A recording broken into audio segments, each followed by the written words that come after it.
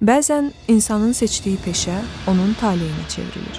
Ömrünü hərb sənətinə həsr edib son nəfəsinə qədər zabit andına sadiq qalan Rəşad Əfrasoğlu Quliyev 1988-ci il iyulun 5-də Cəlilabad rayonunun Uzuntəpə kəndində anadan olub. 1994-cü ildə təhsil həyatına başlayıb. 2005-ci ilə qədər Eldəniz Yusubov adına Uzuntəpə kənd tam orta məktəbində oxuyub.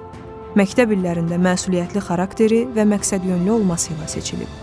Rəşad vətənə xidmət etmək istəyini peşəyə çevirib və 2005-ci ildə Heydər Əliyev adına Azərbaycan Ali Hərbi Məktəbinə qəbul olunub. 4 il ərzində hərbi təhsil alıb. Peşəkar zabit kimi yetişib.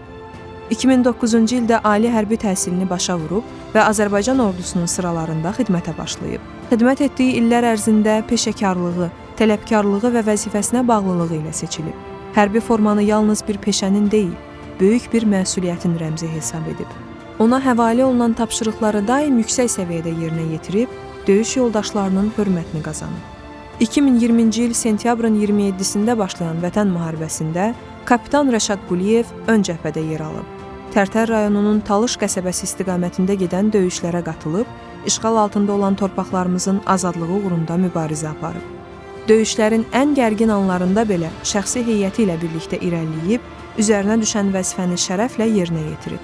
O, 2020-ci il oktyabrın 4-də Tərtər rayonu Talış qəsəbəsi uğrunda gedən döyüşlər zamanı qəhrəmancasına şəhid olub.